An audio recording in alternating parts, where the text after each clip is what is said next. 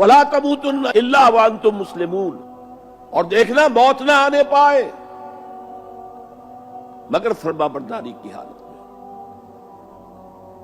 یہاں پر بھی عام طور پر ترجمہ کر دیتے مسلم ہونے کی حالت میں۔ مسلم تو ہم گناہ کر رہے ہیں تب بھی مسلم ہے، گناہ سے پہلے بھی مسلم ہے، گناہ کے بعد بھی مسلم ہے، یہ نہیں ہے مطلب۔ فرما برداری مسلم کے اصل معنی کیا ہے؟ موت نافرمانی کی حالت میں کہیں نہ آ جائے تمہیں، وہ کوئی ضمانت تمہارے پاس نہیں ہے کہ تم کسی گناہ کا ارتکاب کر بھی چکو گے، پھر تمہیں توبہ کا وقت بھی مل جائے گا، پھر موت آئے گی، اس سے پہلے موت نہیں آ سکتی۔ کیا معلوم عین اس گناہ کے ارتکاب کے دوران موت آ جائے، وہ موت کیسی ہوگی؟ شاید آپ کے علم میں ہو، لکھنؤ کے ایک بہت بڑے شاعر تھے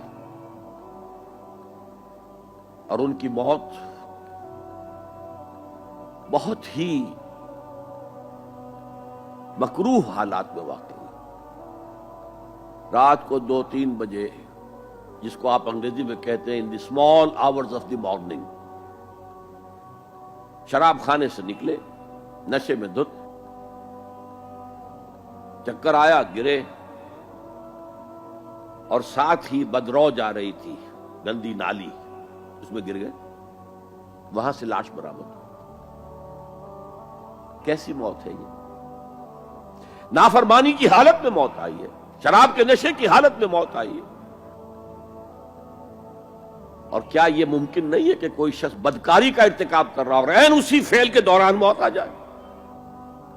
اچھا، اب اگر آپ نے طے کر دیا نہیں مروں گا مگر حالت فرما برداری میں، تو اس کی ایک ہی شکل ہے، کوئی لمحہ بھی نافرمانی میں بسر نہ ہو، مبادا اسی لمحے موت آ جائے۔